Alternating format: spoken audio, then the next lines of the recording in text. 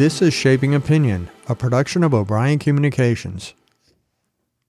Julia, how long was it after World War II before you told your husband what you actually did during the war? It had to be 50 years.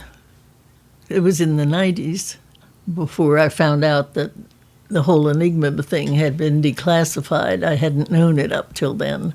And so that was it. He knew that I was in code work. Everybody knew that whole section was code work, but I didn't tell him about the Enigma or anything specific. How did he react when you finally told him?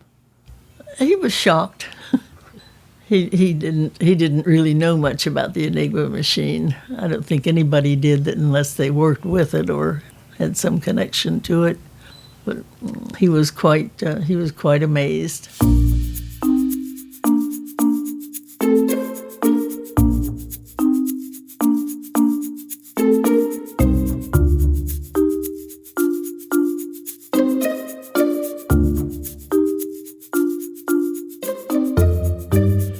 I'm Tim O'Brien. In this episode of the Shaping Opinion podcast, we're joined by Julia Parsons. She was part of a team of Navy women stationed in Washington, D.C. during World War II. Their job? To decipher German submarine messages that were sent in secret code. The premise of our podcast is simple. We talk about people, events, and things that have shaped the way we think. Today we'll talk with Julia about her work during the war, her life before and afterward, and just how long she had to keep those wartime secrets.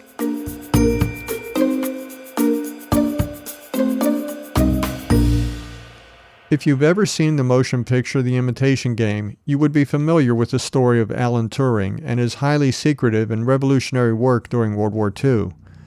If you have seen that movie, it may give you a greater sense of what Julia Parsons, our guest today, did in her own way to help the Allies defeat the Nazis.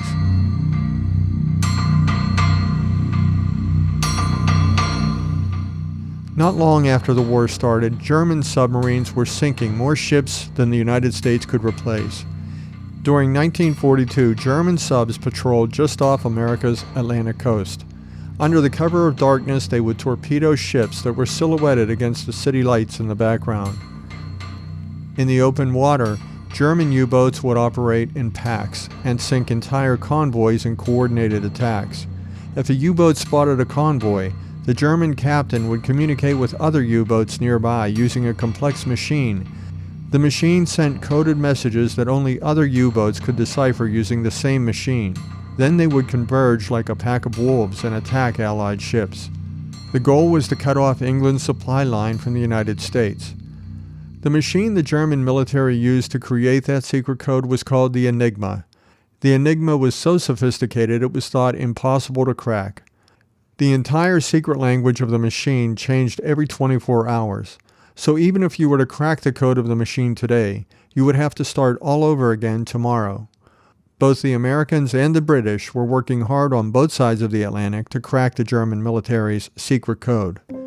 In England, British intelligence put together a team of their greatest minds and set about trying to solve the Enigma code. Alan Turing, a young mathematical genius, ran his own group as part of that effort. He would somehow find a way to crack the Enigma code. In the process, he and his team created a new machine. Turing had realized that human beings alone could not analyze the vast amounts of data required every 24 hours to solve the Enigma problem every day. They needed a machine that was equally sophisticated at unlocking the Enigma code. The machine that Turing's team invented was known as the Bombe, and not only would it crack the Enigma code, shortening the war by 2 to 3 years and saving countless lives, but it would also launch the modern era of computing. Thanks to the Bombe machine, the Allies could read German communications and gain a strategic military advantage in the field. German U-boats were neutralized, Allied ships were steered away from the U-boats and kept safe. In December 1942, Turing went to the United States to share what he knew about the Enigma, along with his own solutions, with the U.S. military. Meanwhile, the U.S. had its own code-cracking team. Within that larger U.S. effort, Julia Parsons was on a team of Navy women who worked to decipher German U-boat messages sent by the Enigma machine. In the Naval Communications Annex on Nebraska Avenue, thousands of WWIIs, that's Women Accepted for Voluntary Emergency Services, worked in 3 shifts to break the codes the Germans used in Europe and on the Atlantic, and by the Japanese in the Pacific. Julia, when you went to the WAVE group, how did you end up there? I was looking for a job that would let me do something really important. I wanted to do something fantastic. Women, the WWIIs anyway, were not allowed out of the country. We couldn't do any fighting or anything, but I think most of us would have had we had the opportunity. But we didn't, but I wanted to do something important. And when I saw that the Navy was taking in officers, taking in college graduates and making them officers, I thought that sounds interesting. I'll try that. And so I applied and was accepted, and that's why I went. The job that I had was not that interesting. It got to be almost assembly line type thing, and I wanted something far more interesting than that. So you saw an ad in the paper, and it was for a different type of assignment in Washington, D.C. Well, you didn't know it was in Washington, D.C. After you answered that ad, what happened next? Then I applied to the Navy and waited a month or two and finally heard that I was accepted. But I had to get the physical and tests, all kind of tests that they gave out. And I did that. And I still had to wait another 2 or 3 months before I was called up. And then I went off to Smith College, and that was the 3 months training. Now, when you were at Smith College, you went through the training there, and that is where all the WWIIs studied. But at that point, they decide where they're going to assign you. What did you do there that led to your next assignment? We did nothing that led. We just did our 3 months indoctrination or whatever they called it, and then they handed out the orders for everyone. And most of us did go to Washington, D.C. And where did your orders assign you when you went to Washington? What was the type of work they assigned you to do? They said the communications annex at Ord Circle, report at a certain time, and I did that, and that was that. So you reported there, and you were assigned to become a code breaker, basically. Well, everybody was. Everybody knew this was the code setter, but that was as much as we knew. We were all put in a room. It was the little chapel from this former girls' school, and we sat there and did nothing until finally somebody came in and started asking questions. And they asked if anyone had taken German, and I said I had, so that was it. I was sent off to the German decoding section in the U-boat department. So primarily your job then was to try to decipher code messages that the Germans were sending to their submarines, their U-boats. Right. And you were doing that from Washington, D.C. Could you describe what a typical day would be like when you were doing that work? The codes came in, the messages came in all the time, and someone would type them up on a sheet for us, and we would get them in the office as soon as they were ready, and then we would have to try to decide what they said. We could go back to former messages at that time slot or whoever they were directed to. We had many little clues that put them in a category. And we could pretty well tell which ones were dummy messages and which ones were real ones. And we got to, I don't quite know how to describe it. When the submarines were underwater, they could not recharge their batteries. So when they came to the surface to recharge their batteries, and I'm sorry to say I have no idea how long they could stay submerged, when they came to the surface, they would immediately radio back to control in Germany to find out what messages they had missed. And they would say, I've missed messages 284 through 270, or backwards, the other way, 290, 300, whatever it was. And then control would resend the important messages. They would not resend the personals or the dummies or anything that was not important. And with that, then we could go back, if we had broken the traffic for a day or two before, we could go back to that file and find out what that message said, and then that could help us break the current code. But of course, that didn't always work either, because they knew better than to send the same message twice without dummy words or changing things a little bit so it wouldn't be the exact copy. So when you did this, you were using a machine that was invented in England by a man by the name of Alan Turing. Do you remember what that machine was like, the Bombe machine that he invented? It was a big machine, and there were banks of them. We had, I don't know how many machines there must have been in the basement of that building. The noise was tremendous, and I often wondered what the girls who had to work there, they were locked in for the 8-hour shift. Surely they had lunch. I never thought of that, but I don't know. But this was it, and why they were locked in, I don't know. I only saw them once. We went down one time just so we'd know what we were doing, and they were getting our messages. They had one of those little department stores used to have them, little tubes that ran from our office, and this little, we'd put what we thought something said, the wheel order thing, and then shoot it down to them, and then they would enter it in the machines, and the wheel orders would come out, all possible wheel orders with that combination of letters. So you would get a message from a German sub. It would be in their code. You would get that on your own Enigma machine, the same machine that they were using, but you didn't know how to decipher it unless you took that information, sent it down to the people in those rooms that you described with the Bombe machines. They would come up with all possible combinations and then send them back to you to key back into your Enigma machine. And we had one whole section that did nothing but test the results of the computer. How often do you think that your deciphering got it right once you had the ability to use that machine? Probably not even half, because there were many, many messages, and most of them we did not. All we needed was one, and of course when you got one, then that did it for the whole day. Well, it did it for half the day. Then they changed the wheel orders. They changed the wheel orders every day, and they changed the setting on the wheel orders. Every day? Twice a day.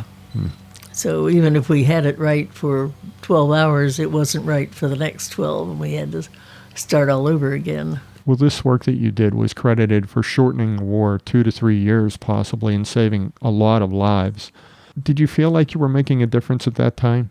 I don't think I did. I don't think it occurred to me. I also don't think it occurred to me that I was helping the women's movement to get started.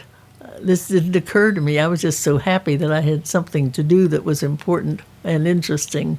What do you think, looking back now, what do you think you did to help the women's movement and to help the war effort?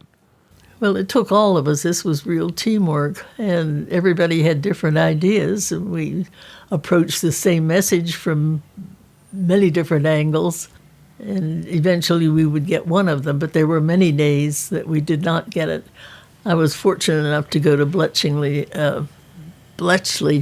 Park, it's been 10 years anyway, and they had a woman there giving the spiel, and she said, no matter the odds, we broke the code every day. And I thought, we did not break the code every day. Many days we didn't. Sometimes it would be 2 weeks at a time that we couldn't. And we didn't know where the wolf packs of submarines had gone in that time. We knew where they were when we last saw them, but we don't know where they went. And the convoys were still being torn apart, not as bad as before, but they were being sunk rapidly. By the end of the war, it said there were some statistics, and one of the statistics was that the vast majority, there were almost 2,000 submarines that the Germans manufactured, U-boats, and more than half of them were sunk by the Allies, and they credit the work of the code breaking for most of that. It had to be, and everybody used the Enigma, all the ships, not just the submarines, but all of our ships were using it also. And every time the men would surface and radio back to control for the messages they missed, they would say, every time I surface, there's an airplane overhead as soon as I break radio silence. He said, I think they're reading our code. And Control would say impossible. They couldn't read it. They just couldn't. It never occurred to them that we had the machine and were using it ourselves. Suddenly, a raider is sighted as it comes to the surface. By radio, word is flashed to an American aircraft carrier, and dive bombers are dispatched to the area. Guns blazing, the planes pounce upon the submarine before it can submerge. A second raider is sighted, and depth bombs are dropped, damaging the craft so severely it cannot escape. A dramatic photograph revealing a bomb in midair as the raider's crew crouches on deck.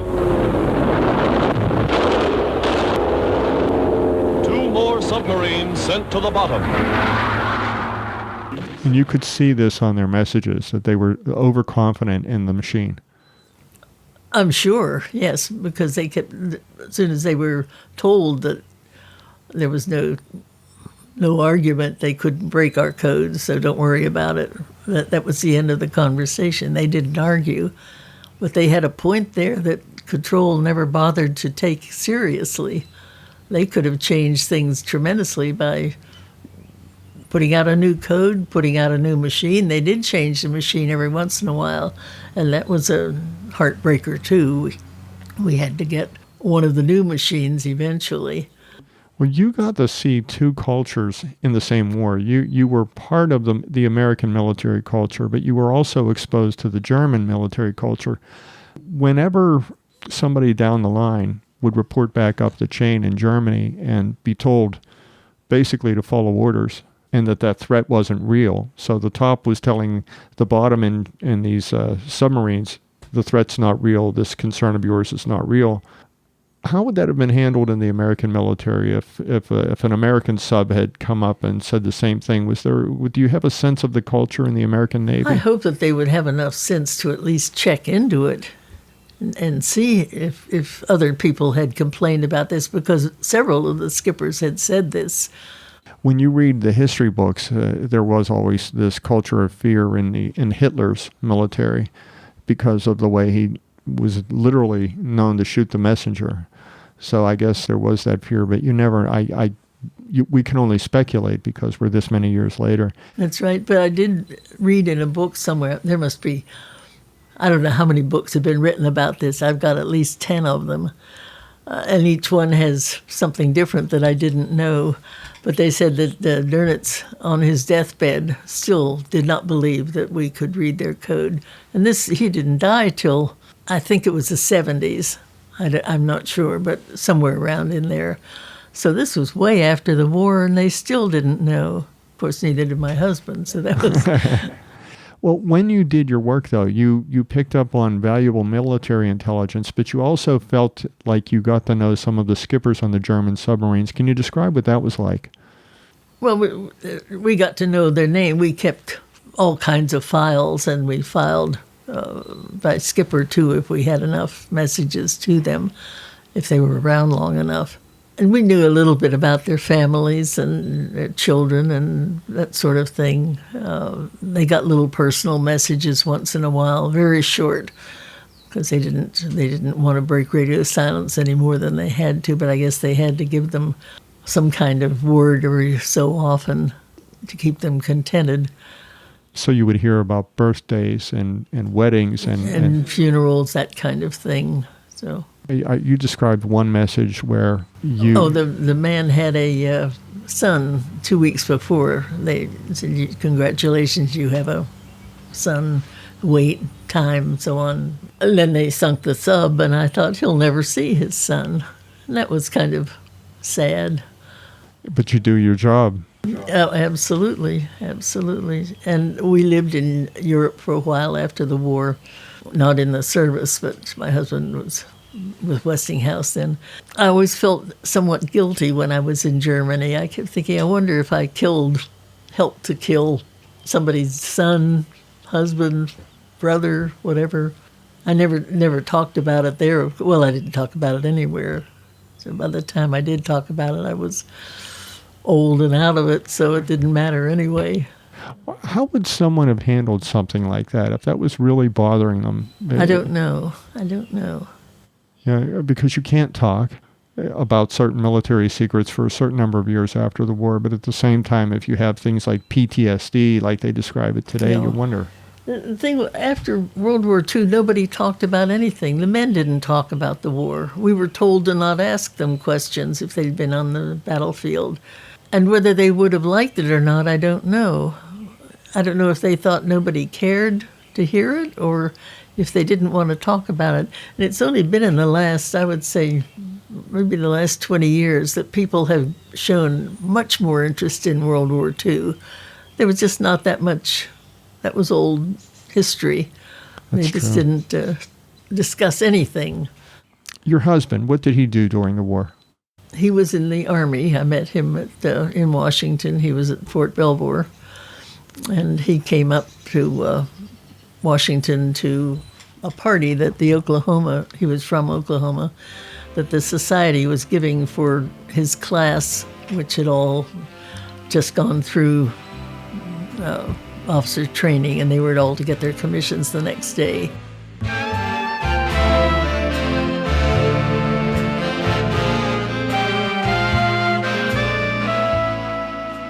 And they called the Wave Barracks, where I was, and said, if there are any officers who are from Oklahoma, we would like them to come to a party. We're trying to get some women in the thing. So 4 of us went.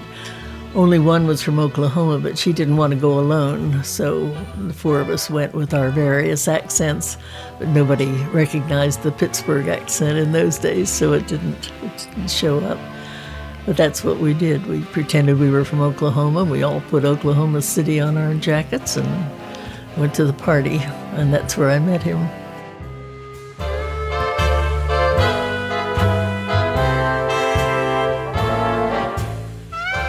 He was then around for about 6 months, no, a year and a half. We went together for a year before we were married. And then he was sent overseas. The war was over in Europe when he went to the Pacific. He went to New Guinea. And he was a civil engineer, and they built a cemetery there and a landing strip for airplanes. Now, you met your husband during the war, and he didn't know what you were doing during the war. And did he ever ask you after the war what you did? He knew. We never talked about it after the war. In passing, perhaps, with somebody's name was mentioned or something, but people just didn't talk about it. And what was it like for you when you did live in those countries that we once fought against, and they were by then rehabilitating themselves, and America was helping them through the Marshall Plan? Yes, I always wondered about that. England was very grateful. We lived in England for a couple of years also, and we lived in Japan for a year. I know I asked the Japanese man who was our group's translator, and he took us places in the bus, that kind of thing, the families that were there. He said he was a kamikaze pilot during the war, but he never got called up, obviously, because he was still alive. And I said, do you think you could have done? He said, I could have then. But I thought, I just can't imagine willingly crashing a plane onto a ship. It just made no sense to me. But I never told them what I did. That never came up at all. The chronology was that the government unsealed the confidentiality of the Enigma back in the 1970s, but you didn't know this. You didn't find out this until 1997. How did that happen? I was in Washington visiting a friend, one of my Wave friends who lived there, and she said they've opened a new National Security Agency has opened a new museum. Do you want to see it? So we went over to see it. And here were enigmas and bombs all over the place. And we were just amazed because we had no idea that it had been declassified. And everything was there, wide open. Dozens of different Enigma machines. They must have changed. Everybody must have changed them a little bit here and there. Some had 3 wheels, some had 4 wheels. I guess they had all kinds of other changes too. And that's when you realized you could finally talk to other people about what you did during World War II. Yeah, but nobody asked me, of course. Nobody. Did you tell anybody? Did you take it upon yourself to start telling people? Well, about it? at that point, somebody had started a group of ex-waves in Pittsburgh, and there must have been about 100 of us, and I think there are only 2 left that I know of. There could be others, maybe in nursing homes or somewhere, I don't know. But the ones I knew are mostly gone. But we would discuss things like that. People would mention anything that they did that had something to do with the wave element. If you were to look back, would you change anything? I don't think so. I thought we did a good job. I was very proud of the job we did. Everybody was. We got a unit commendation. That was all, but that was enough. At least somebody knew we did a good job. Julia Parsons, thank you for joining us today. It was my pleasure. I'm always happy to talk about my past.